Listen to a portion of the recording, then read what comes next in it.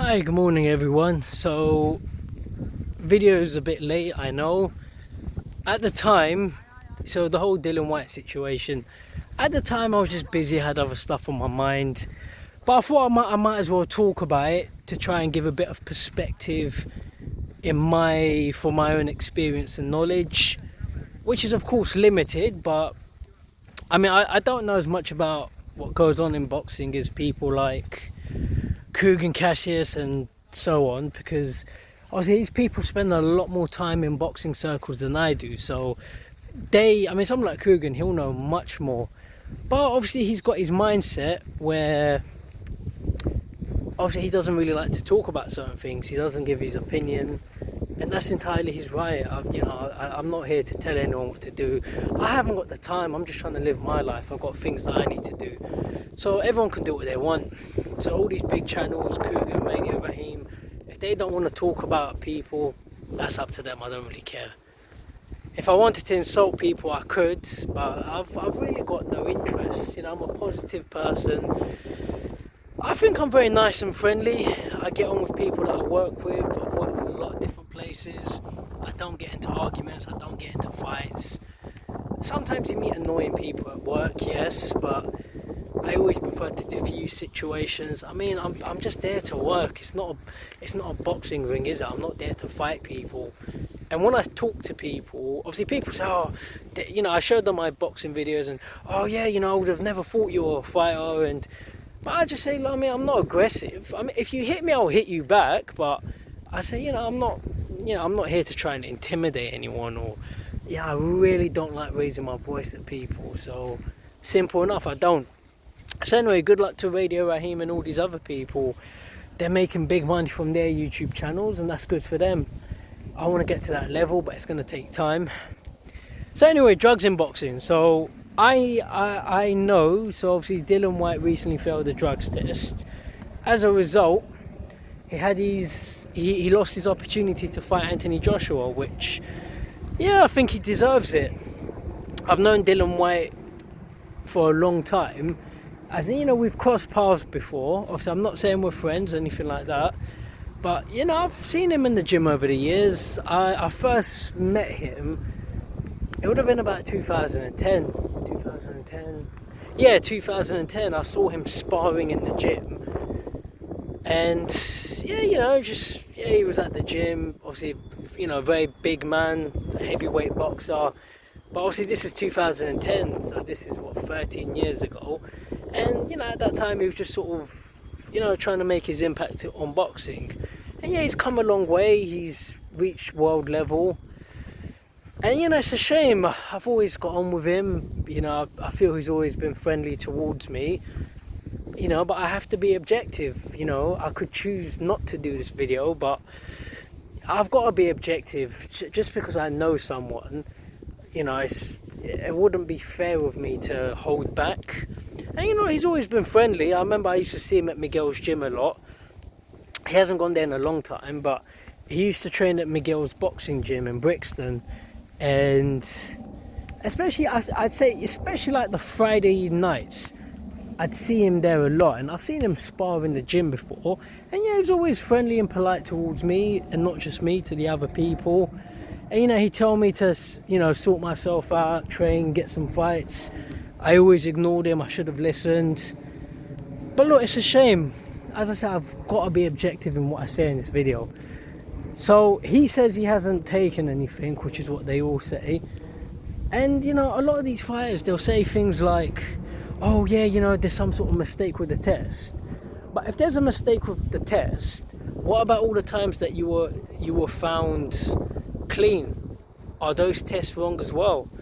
And this is the problem where a lot of fighters they don't just want to take the L, just take the loss, and I'm not judging anyone, I understand there's a lot you can criticize in boxing, so I understand why fighters take performance enhancing drugs.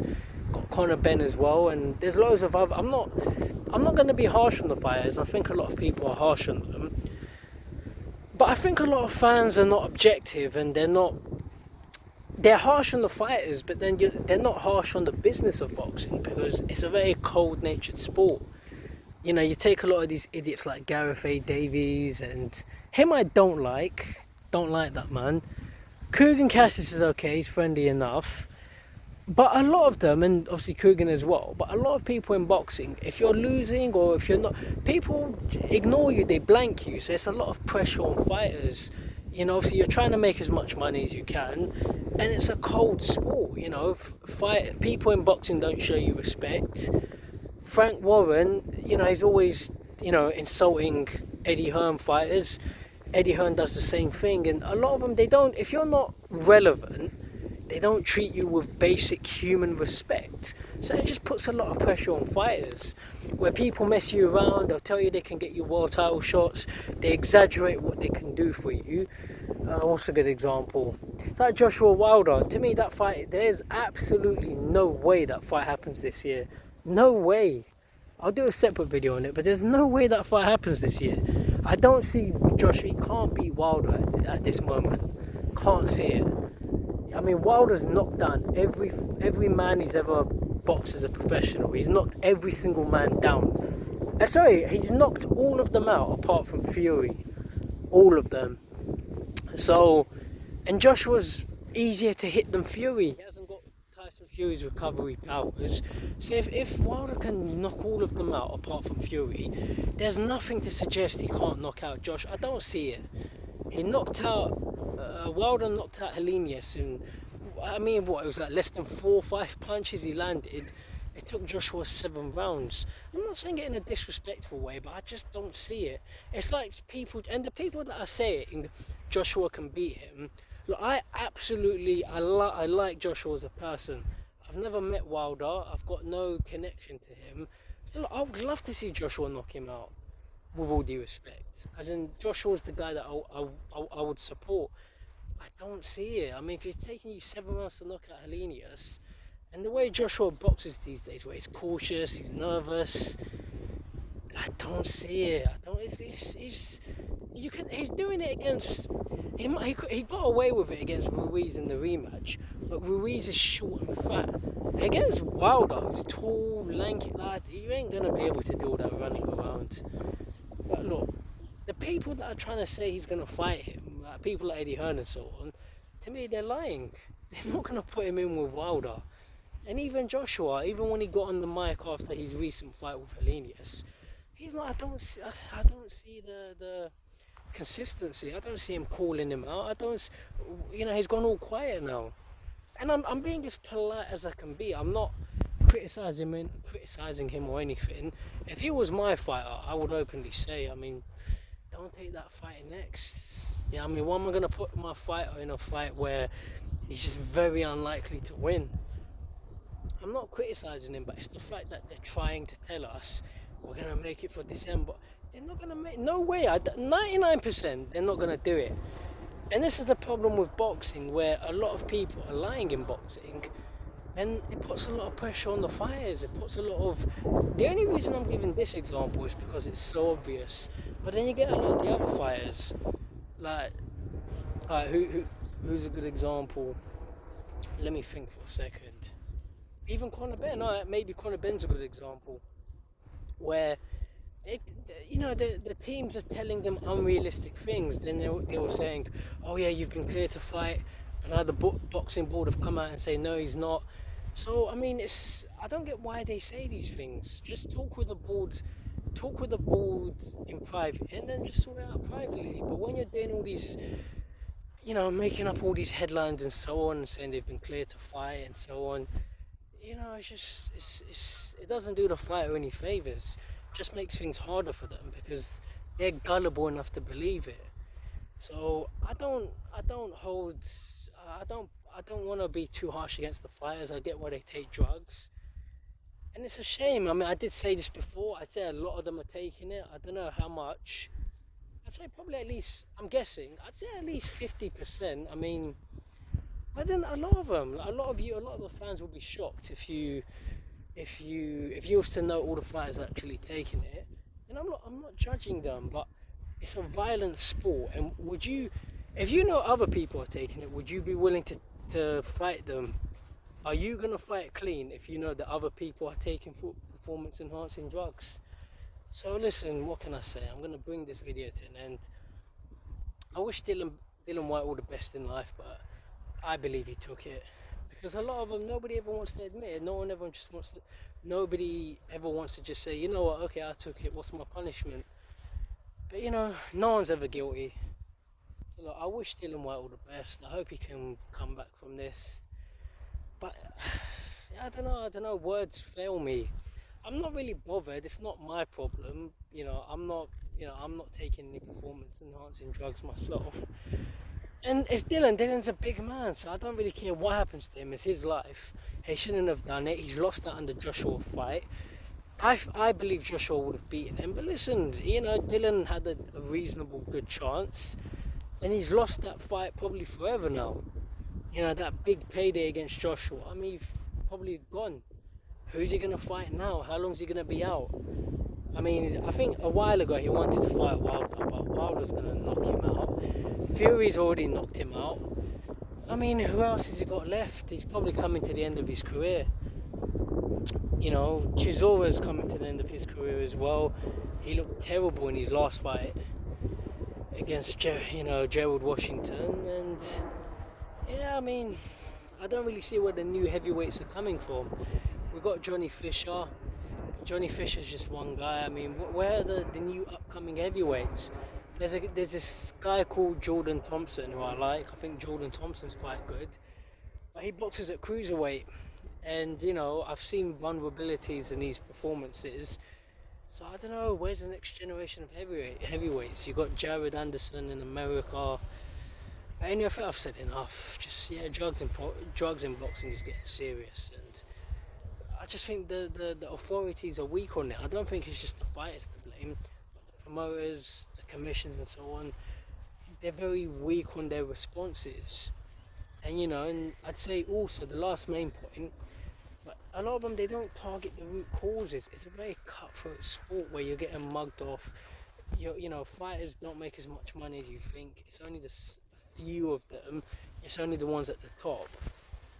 But then a lot of them, they're paying money to these strength and conditioners and these different people. But I just, at that level, I mean, a lot of these guys that they work with, you shouldn't be paying them. You shouldn't be working with these people, because they're not boxing people. They haven't got a background in boxing. They just come out of Loughborough University or whatever place, got a fancy sports degree, and they need to pay off their student loan. So they'll tell you whatever rubbish. Like, I remember when Amir Khan fought Canelo, I saw some of the videos and they were trying to tell this guy, oh, we're going to build you up into a middleweight boxer. And I could tell you're not going to build him up into a middleweight boxer. He's not naturally a middleweight. And I knew he's not going to beat Canelo. I said 99%. I'm not saying I don't get fights wrong, sometimes I do. But whenever I've said 99% a fighter wins, I've never got it wrong. Kell Brook was another one against Golovkin, and he had all these sports scientists and these people, and we're going to build Kell Brook into fighting Golovkin. But I said 95%. It's not impossible, but it's just likelihood. Like if you took Katie Taylor and Clarissa Shields and put them on the same top table, and someone said, oh, I think Katie Taylor's got a chance of being a better public speaker. Okay, it's not impossible. But it's just very unlikely that she could beat Clarissa Shields in a public debate. Clarissa Shields talks, same as me. I'm very chatty. I'm very confident. If you put me on a top table in front of a lot of people, I'll talk. I'd be if I was on the top table. Hi, good afternoon, everyone. Thanks for coming to this press conference today. Blah blah blah blah blah. I'll talk about anything. I'm confident when talking. So okay, it's not impossible for Katie Taylor to out-talk me, but I'd say 95% or 99%, she's not gonna be a better public speaker than me. So that some of these fights where they'll tell these guys, like a lot of these, we're gonna build you up to do this, and it's just not humanly possible. But the fighters are gullible, and they'll pay these people a lot of money to do it, but you're paying your money for nothing, Because look at the Muhammad Ali's and these sort of guys. They never had sports scientists. They just had people that knew the sport of boxing, that were in boxing for decades, and that's all they needed. Sugar Ray Robinson, people like this, Sugar Ray Leonard, Thomas Hearns, Roberto Duran. Roberto Duran had people like Ray Arcel. Ray Arcel was a boxing trainer who had decades of experience. So that's all you need as a fighter. And I think the commissions need to clamp down on that, because a lot of these fighters, you're paying your money for nothing. And you got all these dodgy, I mean, where are the accountants? Where are your financial advisors that are telling you how to invest your money? That's what fighters need. But anyway, I hope I've made good points in this video, and I hope I appreciate people taking the time to listen. Take care, thanks for watching, have a great day.